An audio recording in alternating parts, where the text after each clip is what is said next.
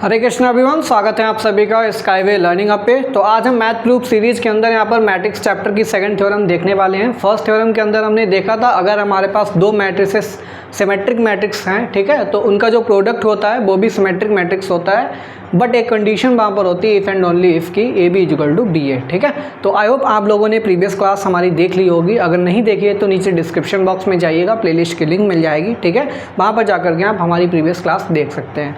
और आज की क्लास स्टार्ट करेंगे, बट उससे पहले अगर आप लोग हमारे चैनल पर नए हैं तो प्लीज़ चैनल को सब्सक्राइब कर लीजिए और बेल आइकन भी प्रेस कर लीजिए, ठीक है। तो आज की क्लास स्टार्ट करेंगे थ्योरम नंबर 2 से।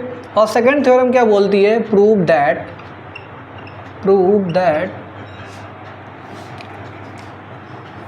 इफ़, या फिर प्रूव दैट से नहीं, यहाँ पे सबसे पहले लिख लीजिए गिवन कंडीशन क्या है।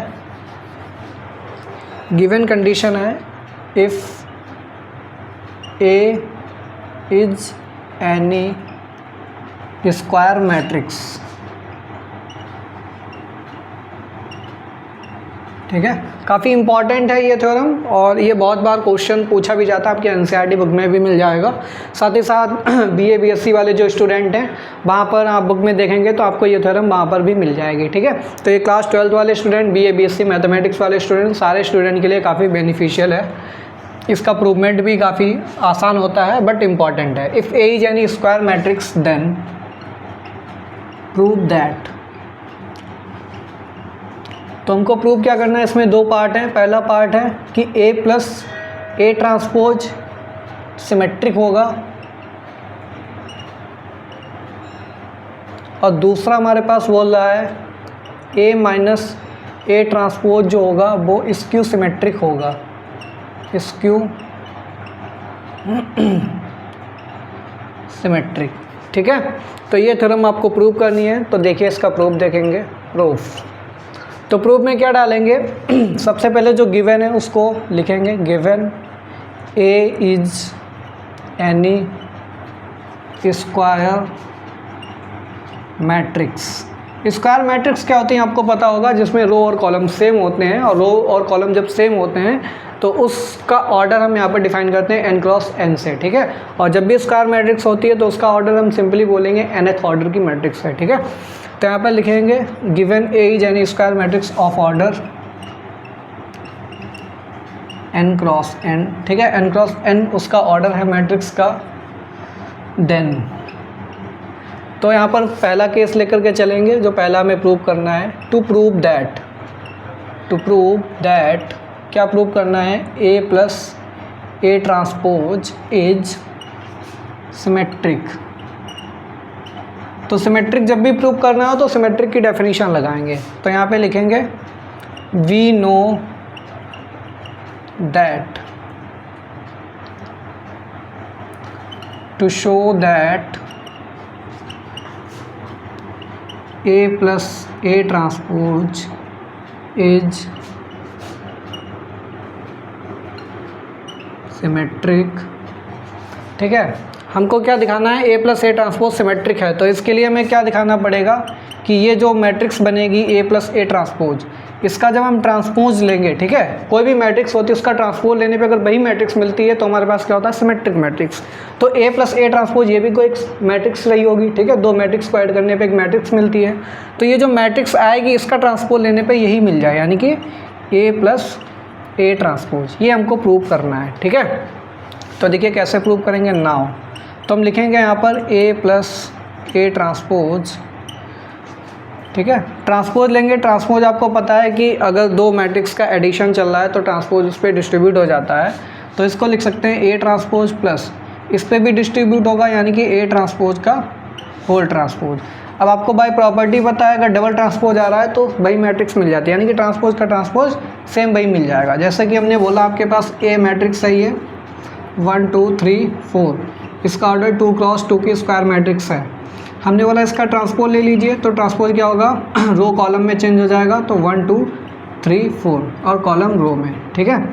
तो ये भी 2 क्रॉस 2 का मैट्रिक्स ही रहेगा। और हमने बोला ये जो बना है इस ए ट्रांसपोज, इसका फिर से ट्रांसपोज कर दीजिए, यानी कि इसका फिर से ट्रांसपोज करेंगे तो 1 3 1 3 हो जाएगा, 2 4, ये रो वाला कॉलम में चेंज हो जाएगा, ये भी 2 क्रॉस 2 की बनेगी। तो ये और ये ऊपर वाली दोनों बिल्कुल सेम आ रही हैं, ठीक है।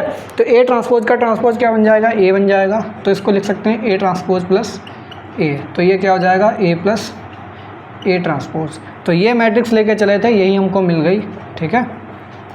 तो it implies A plus A transpose is symmetric matrix. तो इसमें कोई कंडीशन नहीं है, ए हमारे पास कैसी भी मैट्रिक्स हो, बस कंडीशन है स्क्वायर मैट्रिक्स होनी चाहिए। तो उनका ए प्लस ए ट्रांसपोज का एडिशन सिमेट्रिक होगा और ए माइनस ए ट्रांसपोज का यहाँ पर जो होगा ये इसके सिमेट्रिक होगा। तो सेकंड वाला पार्ट देख लीजिए, टू प्रूव दैट क्या प्रूव करना है, ए माइनस ए ट्रांसपोज। अब इसके सिमेट्रिक में क्या होता है, इसका ट्रांसपोज लेंगे तो माइनस साइन के साथ आना चाहिए, ठीक है। ये कंडीशन होती है स्क्यू सिमेट्रिक की, स्क्यू सिमेट्रिक, ठीक है। तो इसकी सिमेट्रिक मैट्रिक्स आपको प्रूव करना है। तो देखिए नाउ हम लेकर के चलेंगे LHS A minus A transpose का होल ट्रांसपोज इस पर डिस्ट्रीब्यूट होगा, तो A transpose minus A transpose का होल ट्रांसपोज। तो इसको लिख सकते हैं A transpose minus A transpose का ट्रांसपोज ए बन जाएगा, माइनस साइन कॉमन ले लीजिए तो ए माइनस ए ट्रांसपोज हो जाएगा। और यही मैट्रिक्स अंदर चल रही थी, यही यहाँ पे आ रही है माइनस साइन के साथ, तो यहाँ पे क्या हो जाएगा A minus A transpose is skew symmetric matrix, ठीक है। तो ये इसकी सिमेट्रिक मैट्रिक्स हो जाएगी। तो आज की थ्योरम नंबर 2 कंप्लीट हो गई। बिल्कुल इसी के बेसिस पे एक और थ्योरम है, थ्योरम नंबर 3। थ्योरम नंबर 3 में क्या होता है, हमारे पास एक कोई ए मैट्रिक्स स्क्वायर मैट्रिक्स होगी, ठीक है। अच्छा, सिमेट्रिक और इसकी सिमेट्रिक मैट्रिक्स की जब भी बात करेंगे, यानी कि ये मैट्रिक्स होंगी आपके पास रियल मैट्रिक्सेस। रियल मैट्रिक्सेस का मतलब है इनकी जो एंट्रीज आएंगी वो रियल नंबर्स आएंगी। बट ऐसा भी तो हो सकता है कि रियल नंबर के अलावा इनकी एंट्रीज कॉम्प्लेक्स नंबर आ जाएँ, ठीक है।